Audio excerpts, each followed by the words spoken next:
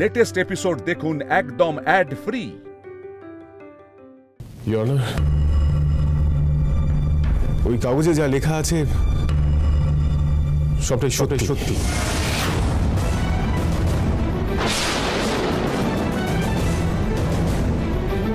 হ্যাঁ, আমার ভাই রণজিৎ লাহিড়ীদের স্থাবর অস্থাবর সমস্ত কিছুর মালিক।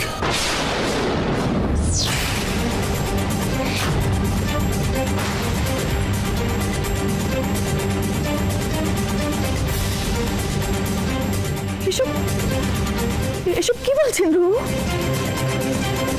এসব কি বলছো তুমি ইন্দ্রবাবু? এসব কি বলছেন ইন্দ্রবাবু?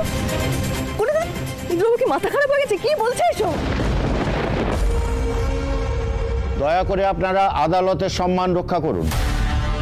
তুমি কি বলছো বলো তো এসব ইন্দ্রবাবু? কি করে চুপ করে বসবো বলতো? কি বলছে এসব ইন্দ্রবাবু? মাথা খারাপ হয়ে গেছে নাকি? তুই একটু শান্ত হয়ে বস মিতুল মা। মিতুল, আমরা কেউ কিছু বুঝতে পারছি না, কিন্তু এখানে এরকম চিৎকার চেঁচামেচি করা যায় না। প্লিজ মিতুল, ভোলে বাবার উপর ভরসা রাখো। এটা শুধুমাত্র হচ্ছে ওই মানুষটার জন্য। গোটা ফ্যামিলিটাকে ওই মানুষটা একবার তছনছ করে রেখে দিয়েছে। আমি বুঝতে পারছি ইন্দ্র, নিশ্চয়ই রণ তোকে থ্রেট করেছে, কিন্তু আমি তো কিছুতেই চুপ থাকবো না। আমায় যেমন করে হোক কথাটাকে ঘোরাতে হবে। তার মানে মিস্টার লাহিড়ী, আপনি এটাই বলতে চাইছেন যে আপনাকে দিয়ে জোর করে সমস্ত কিছু লেখানো হয়েছে, এটাই তো? মানে আপনাকে বারবার জোর দেওয়ার পর আপনি... না, ইওর অনার, আমি ইন্দ্রজিৎ লাহিড়ী আমার ভাই রণজিৎ লাহিড়ীকে সজ্ঞানে এবং স্বেচ্ছায় আমাদের সম্পত্তি, আমাদের কোম্পানির মালিকানা সবটাই দিয়েছি।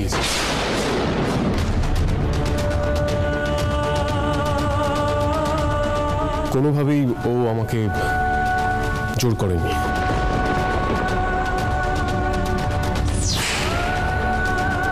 হ্যাঁ, আর যদি কেউ জোর করে থাকে সেটা আমার স্ত্রী মিতুল লাহিড়ী।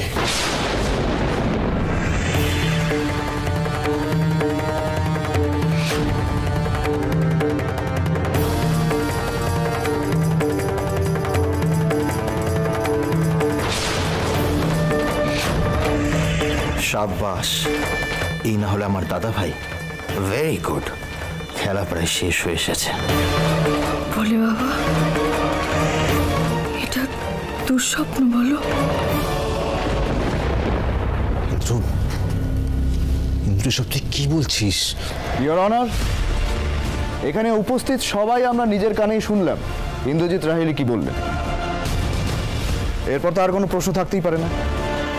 আর আমার লার্নেড ফ্রেন্ড কি আদালতের সব নিয়ম ভুলে গেছে? ইন্দ্রজিৎ লাহিড়ীর সঙ্গে ওনার পার্সোনাল কি সম্পর্ক সেটাও কিন্তু উনি আদালতের সামনে আনতে পারেন না। মিস্টার বসু, আপনি নিজেকে সংযত করুন প্লিজ। আপনি কি ভুলে যাচ্ছেন যে এটা আদালত? I am really sorry your honour. Mister Lahiri, আপনি বলুন, আপনার সম্পত্তি এবং কোম্পানির মালিকানা পাওয়ার জন্য আপনার স্ত্রী আপনাকে জোর করত?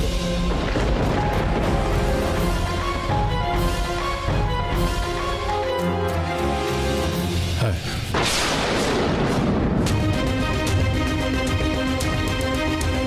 আপনি কেন বলছেন এই কথা? ধর্মাবতার,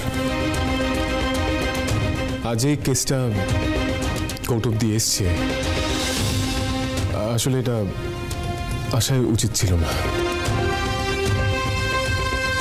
আমার স্ত্রী অনেকদিন ধরেই আমার আর আমার ভাইয়ের মধ্যে এই সম্পত্তি নিয়ে ঝামেলা বিবাদ করত।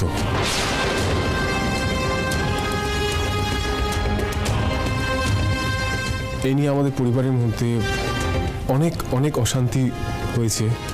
তাই তাই আমি একটা সিদ্ধান্তে এসেছি। প্রথমত আমি আমার ভাইকে লাইন ইন্ডাস্ট্রির আমাদের সম্পত্তি সবটাই লিখে দিয়েছি। দ্বিতীয়ত আমি আমার ওয়াইফ মিতুল লাহিড়ীকে ডিভোর্স দিতে চাই।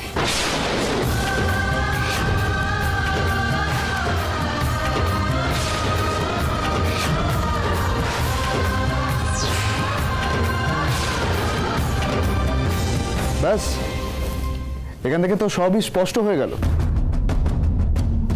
যে আমার ক্লায়েন্ট সম্পূর্ণরূপে নির্দোষ।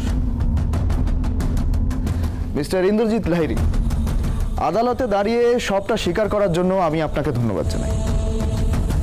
আপনার আরও যদি কিছু বলার থাকে আপনি নিঃসংকোচে বলতে পারেন। অবজেকশন ইওর অনার, উনি আমার ক্লায়েন্টকে জোর করে আরো কিছু বলার জন্য বাধ্য করে যাচ্ছেন। মিস্টার বসু, আপনি তো প্রথমে বললেন যে আমার ক্লায়েন্ট নাকি জোর করে এনার কাছ থেকে সব কিছু লিখিয়ে নিয়েছেন, কিন্তু সেটা তো নয়। সত্যিটা যে কি সেটা তো উনি নিজের মুখেই বললেন। তাই আমি আপনাকে বলবো যে আপনি ওনাকে প্রেশারাইজ করা বন্ধ করে ওনাকে কথা বলতে দিন। Objection overruled. মিস্টার লাহিড়ী, আপনি নিঃসংকোচে সবকিছু বলতে পারেন, আপনাকে কেউ কিছু বাধা দেবে না।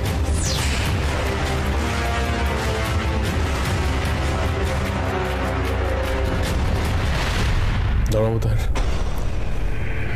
আমি ডিভোর্সের সব পেপার সাইন করে দিচ্ছি।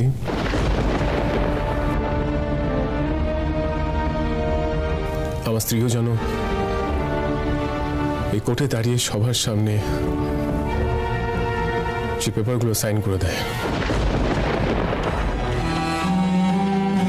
আমি ওর থেকে মুক্তি চাই, আর ওর ভরণ পোষণ বা খোরপোষ যা যা দরকার সেটা আমার ভাই ওকে মিটিয়ে দেবে।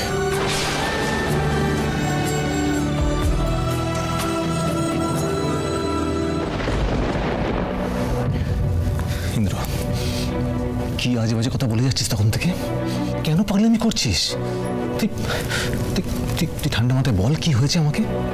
দেখ, আমি পরিষ্কার বুঝতে পারছি কিছু তো একটা হয়েছে। রণ যখন তোকে সাইডে নিয়ে গেল তখন নিশ্চয়ই তোকে কিছু এমন বলেছে যার জন্য তুই এরকম রেস্টলেস হয়ে গেছিস। ইন্দ্র, লক্ষ্মী ভাই আমার, বল আমায় কি হয়েছে, বল প্লিজ বল। তুই জানিস তুই কি বলে যাচ্ছিস? তুই বুঝতে পারছিস এর ফল কি হতে পারে? তুই বুঝতে পারছিস ইন্দ্র? ইন্দ্র বল। মিতুল মা চুপ করে বসে আছিস কেন? মিষ্টি মিষ্টি দেখো না, মিতুল মা কোনো কথা বলছে না কেন? গুগলি, আমি মিতুলকে কি বলবো বলতো? আমি তো নিজে বিশ্বাস করতে পারছি না। এটা দাদা ভাইয়ের কথা না, দাদা ভাইকে এই কথাগুলো কেউ বলাচ্ছে। প্রমাণ করবো কি করে? এতক্ষণ আদালতে যা হলো তাতে পরিষ্কার বোঝা যাচ্ছে যে রণজিৎ লাহিড়ীর বিরুদ্ধে ইন্দ্রজিৎ লাহিড়ীর অভিযোগের কোনো সারবত্তা নেই। তাই এটা নিয়ে কোনো কেস হতে পারে না। আর ইন্দ্রজিৎ লাহিড়ী নিজেই এই কেসটা এনেছিলেন, কিন্তু উনি নিজেই যখন স্বীকার করে নিলেন যে রণজিৎ লাহিড়ীকে উনি স্বেচ্ছায় তার সমস্ত সম্পত্তি দিয়ে দিয়েছিলেন, তখন কোর্টের আর এ কেসে কোনো নির্দেশ দেওয়ার নেই। আজ থেকে লাহিড়ী ইন্ডাস্ট্রিজের সমস্ত সম্পত্তির মালিক রণজিৎ লাহিড়ী।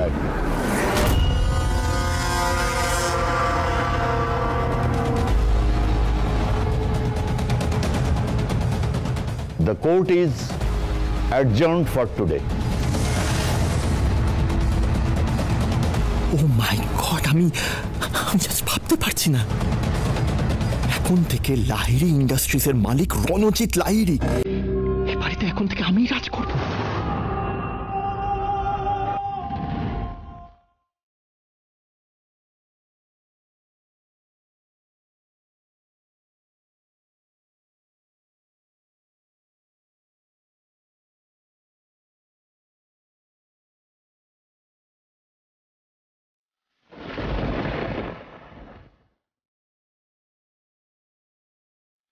মিতুল, মিতুল শোনো, দাঁড়াও। দাঁড়াও কলি,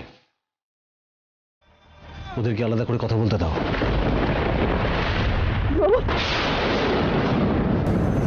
কি বলেছে রণদাদা তোমায়? কি বলেছে রণদাদা তোমায়? চুপ করে থাকবে না ইন্দ্রবাবু, আমি তোমাকে কিছু জিজ্ঞেস করছি। কি বলেছে রণদাদা তোমায়? আমার চোখের দিকে তাকিয়ে তোমাকে সত্যি কথাটা বলতে হবে। বলো কি বলেছে, বলো কি বলেছে। মিতুল,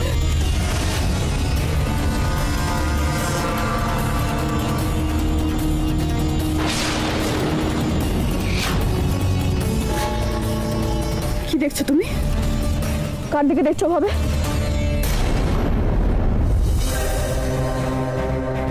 কি হয়েছে তোমার? কি হয়েছে তোমার, বলো না। কি বলেছে রণদাদা? কি উকিল বাবু, আপনাকে তো বেশি কিছু বলতেই হলো না। চলুন বাইরেতে একটু হাওয়া খেয়ে আসি।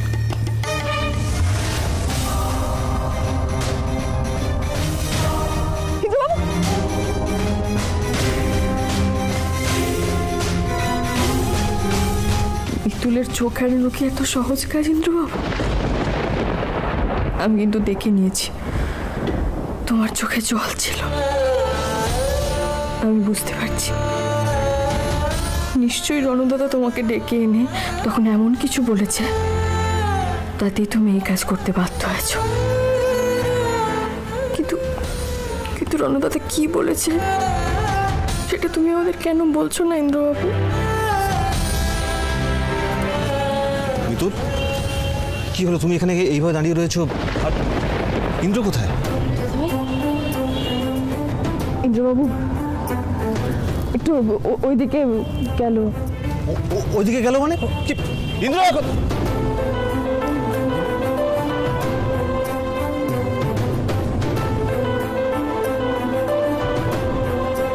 মিতুল, মিতুল, ইন্দ্রকে দেখলাম গাড়ি নিয়ে বেরিয়ে চলে গেল।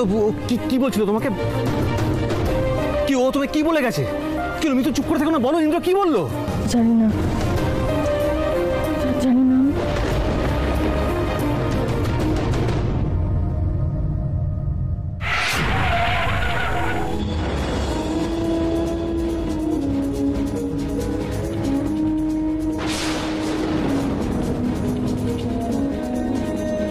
আমার ভাই রণজিৎ লাহিড়ীকে সজ্ঞানে এবং স্বেচ্ছায় আমাদের সম্পত্তি, আমাদের কোম্পানির মালিকানা সবটাই দিয়েছি। কোনোভাবেই ও আমাকে জোর করে। হ্যাঁ, যদি কেউ জোর করে থাকে সেটা আমার স্ত্রী মিতুল লাহিড়ী। আমি একটা সিদ্ধান্তে এসেছি। আমি আমার ওয়াইফ মিতুল লাহিড়ীকে ডিভোর্স দিতে চাই।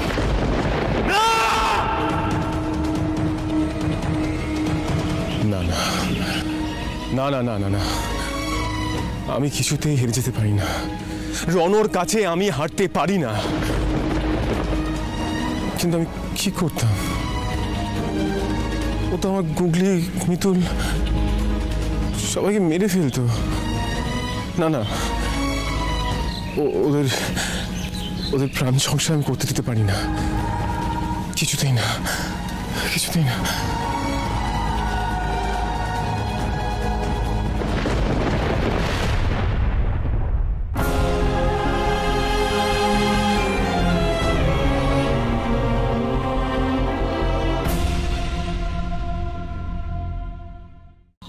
এইভাবে ভেঙে পড়লে চলবে ইন্দ্রবাবু?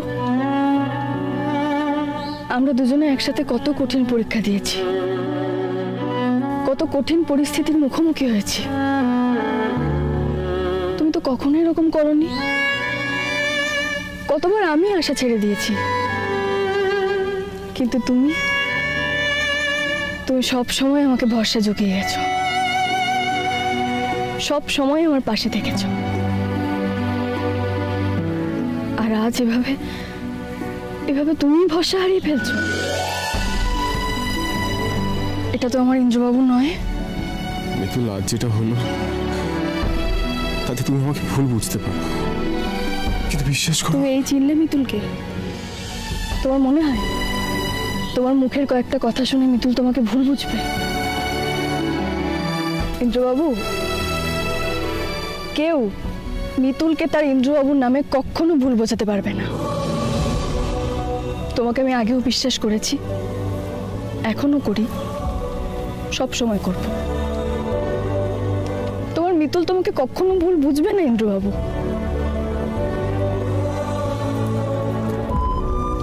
একটা কথা মাথায় রেখো, যে যাই বলুক, পৃথিবীতে যাই হয়ে যাক, মিতুল সবসময় তোমার পাশে ছিল, আছে, থাকবে। কিন্তু মিতুল, আমি যে তোমাকে বলতে পারলাম না আমি এই কাজটা কেন করলাম, এই কথাগুলো কেন বললাম, তুমি আমাকে ভুল বুঝো না তো? ছি ইন্দ্রবাবু, ক্ষমার কোনো প্রশ্নই ওঠে না। তুমি আমার স্বামী, আমি জানি তুমি। না মিতুল, তুমি কিচ্ছু জানো না। তুমি শুধু একটা কথা মনে রেখো, তোমার স্বামী তোমাকে ধরে রাখতে পারলো না। হ্যাঁ মিতুল, আমি তোমাকে এত কষ্ট দিয়ে তোমার সামনে কোনোদিন দাঁড়াতে পারবো না।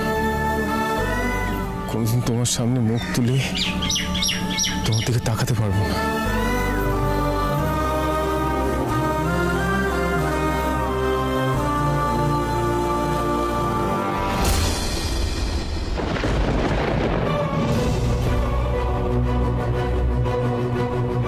মিতুল,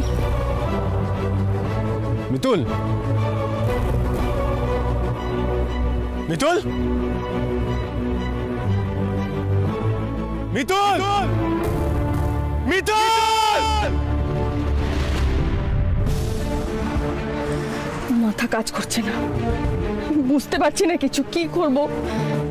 অর্কদা, তুমি শুধু ইন্দ্রবাবু কোথায় আছে খবরটুকু আমাকে এনে দাও। আমি কার কাছ থেকে জানবো বলো তো? অসীমাদিকে ফোন করবো নাকি অলকা ম্যাডামকে ফোন করবো, কিছু বুঝতে পারছি না। মিতুল, শোনো, তুমি এরকম অস্থির হো না, একটু শান্ত হয়ে বসো। একদমই মিতুল, এই সময় এরকম পাজেল হয়ে যেও না। পাজেল কি আর এমনি এমনি হচ্ছে শুভদাদা? তোমার দাদা ভাইয়ের মনের অবস্থা ভেবেই তো চিন্তা হচ্ছে, কোথায় যে আছে মানুষটা। আর এটাও আমি খুব ভালো করে বুঝতে পেরেছি, ইন্দ্রবাবু নিজের মুখের কথা নয় ওগুলো, রণদাদার আঙুলের ইশারাতে ইন্দ্রবাবু কথাগুলো বলেছে। কিন্তু কি করি বলো তো, আমাদেরও তো কোনো উপায় নেই। আমি আরো একটা কথা ভাবছি, রণদাদা ইন্দ্রবাবুর থেকে সম্পত্তি নিজের নামে লিখিয়ে নিয়েছে। মানে ও এখন ইন্দ্রবাবুর ক্ষতি করতে চাইবে। এখন তো আর ক্ষতি করতে কোনো বাধা নেই, ও ইন্দ্রবাবু চরম ক্ষতি করতে চাইবে, মেরে ফেলতে চাইবে ইন্দ্রবাবুকে।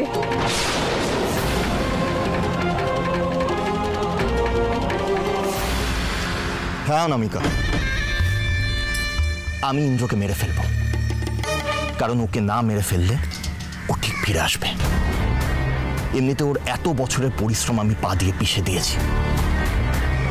ওর ভরা সংসারের ওপর আমি সবার সামনে, কোর্টের সব লোকের সামনে ডিভোর্সের স্ট্যাম্প লাগিয়ে দিয়েছি। ও তো ক্ষেপে থাকবেই।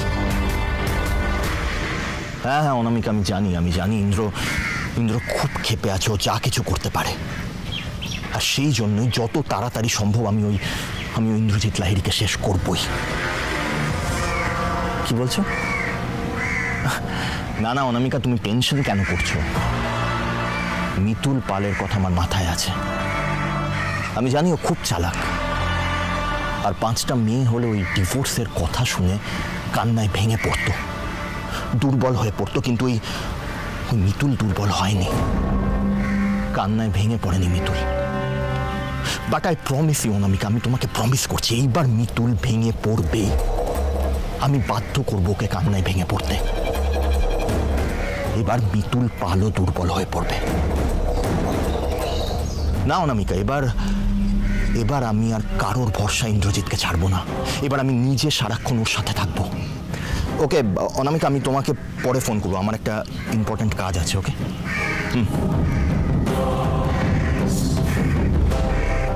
সো এবার আমার প্রথম কাজ হবে ইন্দ্রর ফোন নাম্বার অনুযায়ী ওর টাওয়ার লোকেশন ট্র্যাক করা।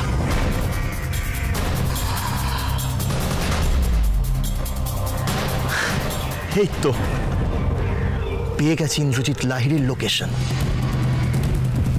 আমি আসছি ইন্দ্রজিৎ লাহিড়ী, আমি আসছি।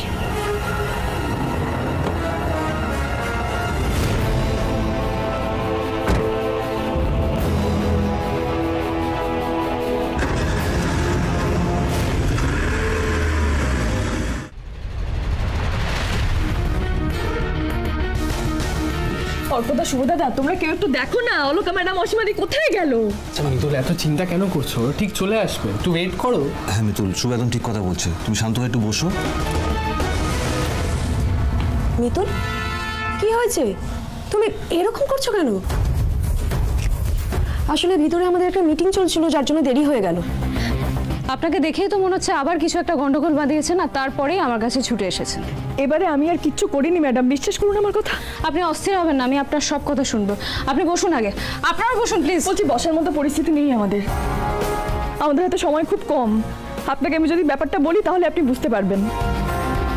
রণদাদার নামে আমরা যে অভিযোগটা করেছিলাম সেই কেসটা আজকে কোর্টে উঠেছিল, আর ইন্দ্রবাবু বলেছেন আমার ভাই রণজিৎ লাহিড়ীকে সজ্ঞানে এবং স্বেচ্ছায় আমাদের সম্পত্তি, আমাদের কোম্পানির মালিকানা সবটাই দিয়েছি। আমি একটা সিদ্ধান্তে এসেছি, আমি আমার ওয়াইফ মিতুল লাহিড়ীকে ডিভোর্স দিতে চাই। উনি এই কথাগুলো বলেছেন? হ্যাঁ বলেছেন, কিন্তু অসীমাদি তুমি বিশ্বাস করো এগুলো ওনার মুখের কথা নয়, ওনাকে দিয়ে জোর করে এগুলো বলানো হয়েছে। হ্যাঁ ম্যাডাম, আমি এই ব্যাপারে একদম নিশ্চিত। শুনলে তো, তুমি বুঝতে পারছো তো অসীমাদি রণদাদা কত বড় একটা চাল চেলেছে। ম্যাডাম দেখুন, আমার কিন্তু খুব ভয় করছে, ইন্দ্রবাবু খুব বিপদে আছে। আপনি একটু দেখুন না, কোনোভাবে যদি ইন্দ্রবাবুর ফোনের লোকেশন ট্র্যাক করে। অসীমাদি, আপনি একটা কাজ করুন, ভেতরে গিয়ে মিস্টার লাহিড়ীর ফোন নাম্বার দিয়ে টাওয়ার লোকেশন ট্র্যাক করতে বলুন, আর তারপরে আমাদের দুজনকে শেয়ার করতে বলুন। আপনি ভেতরে বলে আসুন, আমি ওয়েট করছি। আমরা সবাই একসাথে বেরোবো মিস্টার লাহিড়ীকে খুঁজতে। Okay madam.